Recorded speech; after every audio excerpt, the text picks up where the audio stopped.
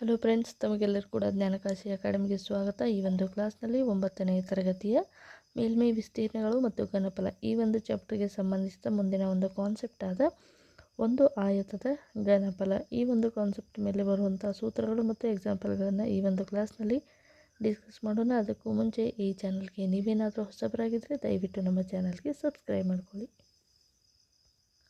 Okay, ನಾವೀಗ ಘನಫಲ ಅಂತಂದರೆ ಏನು ಅಂತ ನೋಡೋದಾದರೆ, ಒಂದು ವಸ್ತುವು ಒಂದು ಸ್ಥಳವನ್ನು ಆಕ್ರಮಿಸಿಕೊಂಡ ಅವಕಾಶದ ಅಳತೆಯನ್ನು ನಾವು ಆ ವಸ್ತುವಿನ ಘನಫಲ ಅಂತ ಹೇಳಿ ಕರಿತೀವಿ.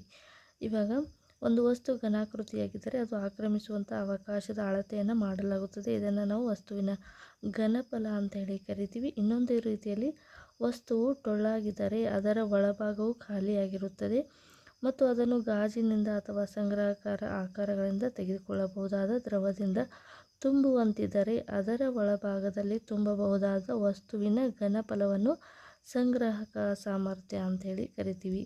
ಇವಾಗ ಟೊಳ್ಳಾಗಿರುವಂಥ ಒಂದು ಆಕೃತಿಯನ್ನು, ಒಂದು ವಸ್ತುವನ್ನು ತೆಗೆದುಕೊಂಡ ಅಲ್ಲಿ ಒಳಭಾಗದಲ್ಲಿ ಒಂದು ವಸ್ತುವಿನಿಂದ ತುಂಬಿದಾಗ ಅದಕ್ಕೆ ನಾವು ಸಂಗ್ರಾಹಕ ಸಾಮರ್ಥ್ಯ ಅಂಥೇಳಿ ಕರಿತೀವಿ. ಇವಾಗ ಸಂಕ್ಷಿಪ್ತವಾಗಿ ಈ ಒಂದು ವಸ್ತುವಿನ ಘನಫಲವು ಆಕ್ರಮಿಸುವ ಅವಕಾಶದ ಅಳತೆ ಮತ್ತು ಅದರ ಒಳಭಾಗದಲ್ಲಿ ಶೇಖರಿಸಬಹುದಾದ ವಸ್ತುವಿನ ಸಾಮರ್ಥ್ಯವಾಗಿರುತ್ತದೆ. ಹೀಗಾಗಿ ಎರಡು ರೀತಿಯಲ್ಲಿ ನಾವು ಇದನ್ನು ಅಳೆಯುವಂಥ ಏಕಮಾನ ಏನಪ್ಪ ಅಂದರೆ ಇದಕ್ಕೆ ನಾವು ಘನಮಾನ ಅಂತೇಳಿ ಕರಿತೀವಿ. ಇವಾಗ ನಾವು ಆಯತದ ಘನಫಲವನ್ನು ನೋಡೋದಾದರೆ, ಆಯತ ಘನ ಮತ್ತು ಗೋಳದ ಘನಫಲವನ್ನು ಕಂಡುಹಿಡಿಯಬೇಕಾದ್ರೆ ಇವಾಗ ಈ ರೀತಿಯಾಗಿ ಒಂದು ಆಯತಾಕಾರದ ಹಾಳೆ ಇದೆ. ಈ ಹಾಳೆ ಮೇಲೆ ಒಂದೇ ಅಳತೆಯ ಹಾಳೆಗಳನ್ನು ಇಡ್ತಾ ಬಂದಾಗ ಈ ರೀತಿಯಾಗಿ ನಮಗೆ ಘನ ಉಂಟಾಗುತ್ತದೆ. ಈ ರೀತಿಯಾಗಿ ಬಾಕ್ಸ್ ಆಗುತ್ತೆ. ಇದು ಉದ್ದ, ಅಗಲ ಮತ್ತು ಎತ್ತರಗಳನ್ನು ಒಳಗೊಂಡಿರುತ್ತದೆ.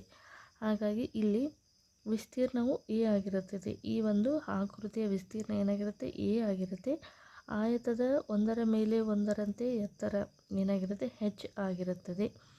ಆಯತ ಘನದ ಘನಫಲವು ವಿ ಆಗಿರುತ್ತದೆ. ಹಾಗಾಗಿ ವಿ ಮತ್ತು ಎ ಮತ್ತು ಹೆಚ್ಗಳ ನಡುವಿನ ಸಂಬಂಧವು ಏನಿರುತ್ತೆ ಅಂತ ನಾವು ಹೇಳೋದಾದರೆ, ಪ್ರತಿ ಆಯತ ಆವರಿಸಿದ ಸಮತಲದ ಕ್ಷೇತ್ರದ ವಿಸ್ತೀರ್ಣ ಇಂಟು ಹೆಚ್. ಆಯತದ ಸಮತಲ ವಿಸ್ತೀರ್ಣವನ್ನು ಕಂಡುಹಿಡಿಯುವಂಥ ಸೂತ್ರ ಏನಿದೆ? ಏರಿಯಾ ಅಂದರೆ length into breadth into height.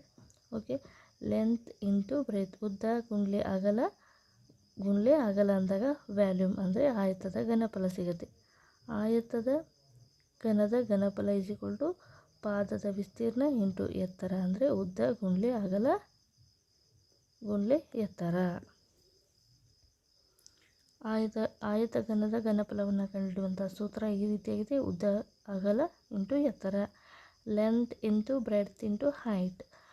L, B, ಹೆಚ್ಗಳು ಕ್ರಮವಾಗಿ ಆಯತ ಘನದ ಉದ್ದ, ಅಗಲ ಮತ್ತು ಎತ್ತರಗಳನ್ನು ಸೂಚಿಸುತ್ತದೆ. ಹಾಗಾದರೆ ಇವಾಗ ನಾವು ಒಂದು ಅವಕಾಶದಲ್ಲಿ ಕ್ಷೇತ್ರದ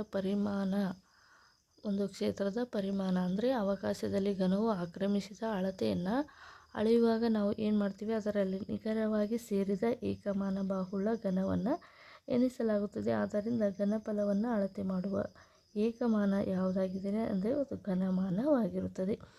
ಘನದ ಘನಫಲ. ಇವಾಗ ಆಯತದ ಘನವನ್ನು ನೋಡಿದರೆ ಅದರ ಉದ್ದ, ಅಗಲ, ಎತ್ತರಗಳು ಬೇರೆ ಬೇರೆ ಆಗಿರ್ತವೆ. ಆದ್ದರಿಂದ ಉದ್ದ ಗುಂಡ್ಲೆ ಅಗಲ ಗುಂಡ್ಲೆ ಎತ್ತರ ಅಂತ ನೋಡಿದ್ವಿ ಆಯತ ಘನದ ಘನಫಲ. ಇವಾಗ ಒಂದು ಘನದ ಪ್ರತಿಯೊಂದು ಬಾಹು ಕೂಡ ಏನಾಗಿರಬೇಕು? ಒಂದೇ ರೀತಿಯಾಗಿದ್ದರೆ, ಅಂದರೆ ಒಂದೇ ಅಳತೆಯ ಬಾಹುಗಳನ್ನು ಹೊಂದಿದರೆ ಅದು ಏನಾಗಿರುತ್ತೆ? ಆಯತ. ಚೌಕ ಅಂದರೆ ನಾವು ಅದಕ್ಕೆ ಘನ ಅಂತ ಹೇಳಿ ಕರಿತೀವಿ, ಕ್ಯೂಬ್. ಘನದ ಘನಫಲ ಅಂದಾಗ ಅಂಚು ಇಂಟು ಅಂಚು ಇಂಟು ಅಂಚು ಅಂದಾಗ ಎ ಕ್ಯೂಬ್. ಘನದ ಘನಫಲವನ್ನು ಕಂಡುಹಿಡಿಯುವಂಥ ಸೂತ್ರ ಎ ಕ್ಯೂಬ್. ಎ ಏನಾಗಿರುತ್ತೆ ಅಂದರೆ ಘನದ ಅಂಚು ಆಗಿರುತ್ತೆ. ಒಂದು ಘನದ ಅಂಚಿನ ಉದ್ದವು 12 ಸೆಂಟಿಮೀಟರ್ ಇದ್ದರೆ ಘನದ ಘನಫಲ ಏನಾಗಿರುತ್ತೆ? 12 ಕ್ಯೂಬ್ ಎಷ್ಟಾಗಿರುತ್ತೆ? 1728 cm³ ಅಂತ ನಾವು ಘನದ ಘನಫಲವನ್ನು ಕಂಡುಹಿಡಿತೀವಿ. ಇವಾಗ ಈ ಒಂದು ಸೂತ್ರಕ್ಕೆ ಸಂಬಂಧಿಸಿದ ಹಾಗೆ ಉದಾಹರಣೆಗಳನ್ನು ನೋಡ್ತಾ ಹೋಗೋಣ. ಉದಾಹರಣೆ 11. ಉದ್ದ 10 ಮೀಟರ್ ಇರುವ ಒಂದು ಗೋಡೆಯನ್ನು ಮೈದಾನದಲ್ಲಿ ಕಟ್ಟಬೇಕಾಗಿದೆ. ಆ ಗೋಡೆಯ ಎತ್ತರ 4 ಮೀಟರ್ ಮತ್ತು ಅದರ ದಪ್ಪವು 24 ಸೆಂಟಿಮೀಟರ್ ಆಗಿದೆ. ಈ ಗೋಡೆಯನ್ನು 24 centimetre into 12 centimetre into 8 centimetre ಅಳತೆಯ ಇಟ್ಟಿಗೆಗಳಿಂದ ಬೇಕಾದರೆ ಎಷ್ಟು ಇಟ್ಟಿಗೆಗಳು ಬೇಕಾಗುತ್ತವೆ ಎನ್ನುವಂಥದ್ದು ಪ್ರಶ್ನೆ ಇದೆ. ಒಂದು ಮೈದಾನದಲ್ಲಿ 10 ಮೀಟರ್ ಇರುವಂಥ ಒಂದು ಗೋಡೆಯ ಮೈದಾನದಲ್ಲಿ ನಾವು ಗೋಡೆಯನ್ನು ಕಟ್ಟಬೇಕಾಗಿದೆ. ಇಲ್ಲಿ ಏನು ಕೊಟ್ಟಿದ್ದಾರೆ, ಗೋಡೆಯ ಎತ್ತರವನ್ನು ಕೊಟ್ಟಿದ್ದಾರೆ, ದಪ್ಪವನ್ನು ಕೂಡ ಕೊಟ್ಟಿದ್ದಾರೆ. ಹಾಗಾದರೆ ಇಟ್ಟಿಗೆಯ ಅಳತೆಯನ್ನು ಕೂಡ ಕೊಟ್ಟಿದ್ದಾರೆ. ಈ ಒಂದು ಗೋಡೆಯನ್ನು ಕಟ್ಟಬೇಕಾದ್ರೆ ಎಷ್ಟು ಇಟ್ಟಿಗೆಗಳು ಬೇಕಾಗ್ತವೆ ಎನ್ನುವಂಥದ್ದು ಪ್ರಶ್ನೆಯಾಗಿದೆ. ಮೊದಲನೇದಾಗಿ ಪರಿಹಾರವನ್ನು ನೋಡ್ತಾ ಹೋಗೋಣ. ಗೋಡೆಯು ಆವರಿಸುವ ಅವಕಾಶವನ್ನು ಇಟ್ಟಿಗೆಗಳು ತುಂಬುತ್ತವೆ. ಗೋಡೆ ಏನು ನಿರ್ಮಾಣ ಆಗಬೇಕಾಗಿದೆ, ಆ ಗೋಡೆ ನಿರ್ಮಾಣ ಆಗಬೇಕಾದ್ರೆ ಅಲ್ಲಿ ನಾವು ಆವರಿಸುವಂಥ ಅವಕಾಶ ಏನಾಗಿರುತ್ತೆ, ಅವಕಾಶದಲ್ಲಿ ಇಟ್ಟಿಗೆಗಳನ್ನು ನಾವು ಫಿಲ್ ಮಾಡಬೇಕಾಗ್ತದೆ. ಈಗ ನಾವು ಆಯತದ ಘನಾಕೃತಿಯಲ್ಲಿರುವ ಗೋಡೆಯ ಘನಫಲವನ್ನು ಕಂಡುಹಿಡಿಯಬೇಕಾಗಿದೆ. ಇವಾಗ ಗೋಡೆಯ ಘನಫಲವನ್ನು ಕಂಡುಹಿಡಿಯೋಣ. ಉದ್ದವನ್ನು ಕೊಟ್ಟಿದ್ದಾರೆ 10 ಮೀಟರ್. ಎಲ್ಲ ಯೂನಿಟ್ಸ್ಗಳೇನಿದ್ದಾವೆ ಸೆಂಟಿಮೀಟ್ರಲ್ಲಿದ್ದಾವೆ. ಸೊ ಇಲ್ಲಿ 4 ಮೀಟರ್ 10 ಮೀಟರ್ ಅಂತ ನಮಗೆ ಏನು ಕೊಟ್ಟಿದ್ದಾರೆ, ಅಳತೆಯನ್ನು ಕೊಟ್ಟಿದ್ದಾರೆ. ಎಲ್ಲವನ್ನು ಕೂಡ ಒಂದೇ ಯೂನಿಟಲ್ಲಿ ಕನ್ವರ್ಟ್ ಮಾಡ್ಕೊಳ್ಳೋಣ. ಇವಾಗ ಉದ್ದ 10 ಮೀಟರ್ ಅಂತ ಇದೆ. ಇದನ್ನು ಸೆಂಟಿಮೀಟ್ರಿಗೆ ಕನ್ವರ್ಟ್ ಮಾಡಿದಾಗ 1000 ಸೆಂಟಿಮೀಟರ್ ಆಗುತ್ತೆ. ದಪ್ಪ 24 ಸೆಂಟಿಮೀಟರ್ ಅಂತ ಇದೆ. ಎತ್ತರ 4 ಮೀಟರ್ ಇರುವಂಥದ್ದನ್ನು ನಾವು ಈ ಒಂದು ಸೆಂಟಿಮೀಟ್ರಿಗೆ ಕನ್ವರ್ಟ್ ಮಾಡಿದಾಗ 400 ಸೆಂಟಿಮೀಟರ್ ಆಗುತ್ತೆ. ಇವಾಗ ಗೋಡೆಯ ಘನಫಲವನ್ನು ಕಂಡುಹಿಡಿಯೋಣ. ಉದ್ದ ಎಷ್ಟಿದೆ 1000, ಅಗಲ 24 ಸೆಂಟಿಮೀಟರ್, ಎತ್ತರ 400 ಸೆಂಟಿಮೀಟರ್. ಎಲ್ಲವನ್ನು ಕ್ಯಾಲ್ಕುಲೇಟ್ ಮಾಡಿದಾಗ ನಮಗೆ ಇದನ್ನು ಆ್ಯಸ್ ಇಟ್ ಈಸ್ ಹಿಂಗೆ ತೊಗೊಂಡು ಮುಂದಿನ ಒಂದು ಘನಫಲದಲ್ಲಿ ಇದು ಯೂಸ್ ಆಗುತ್ತೆ. ಸೊ ಈಗ ಪ್ರತಿ ಇಟ್ಟಿಗೆಯು ಒಂದು ಆಯತ ಘನಾಕೃತಿ ಆಗಿರುತ್ತದೆ. ಹಾಗಾಗಿ ಇಟ್ಟಿಗೆಯ ಉದ್ದ 24 ಸೆಂಟಿಮೀಟರ್ ಅಂತ ಇದೆ, ಅಗಲ 12 ಸೆಂಟಿಮೀಟರ್ ಅಂತ ಇದೆ, ಎತ್ತರ 8 ಸೆಂಟಿಮೀಟರ್ ಅಂತ ಇದೆ. ಇವಾಗ ಪ್ರತಿ ಇಟ್ಟಿಗೆಯ ಘನಫಲವನ್ನು ನಾವು ನೋಡೋದಾದರೆ ಎಷ್ಟಿದೆ, 24 ಇಂಟು 12 ಇಂಟು 8 ಸೆಂಟಿಮೀಟರ್. ಎಲ್ಲ ಆ್ಯಸ್ ಇಟ್ ಈಸ್ ಹಿಂಗೆ ಇಡೋಣ, ಸೇಮ್ ಕ್ಯೂಬ್. ಇವಾಗ ನಮಗೆ ಬೇಕಾಗಿರುವಂಥ ಇಟ್ಟಿಗೆಗಳ ಸಂಖ್ಯೆ, ಗೋಡೆಯ ಘನಫಲ ಡಿವೈಡೆಡ್ ಬೈ ಪ್ರತಿ ಇಟ್ಟಿಗೆಯ ಘನಫಲವನ್ನು ಮಾಡಿದಾಗ ನಮಗೆ ಸಿಗುವಂಥದ್ದು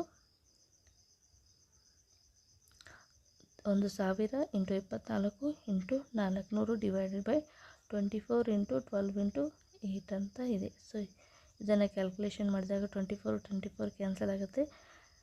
ನೆಕ್ಸ್ಟ್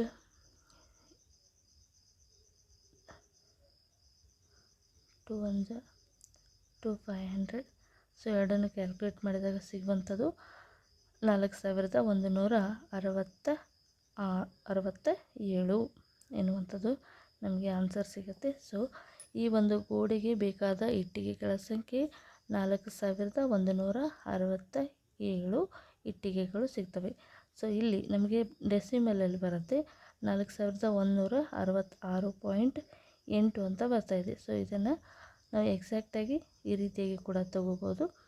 4167 ಇಟ್ಟಿಗೆಗಳು ನಮಗೆ ಬೇಕಾಗುತ್ತವೆ.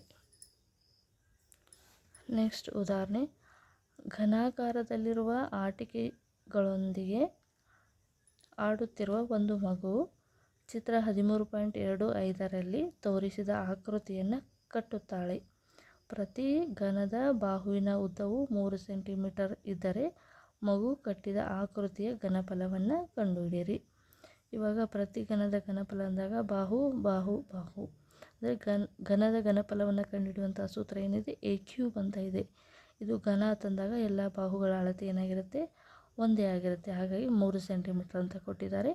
3 ಕ್ಯೂಬ್ ಏನಾಗುತ್ತೆ 27 cm³ ಎನ್ನುವಂಥದ್ದು.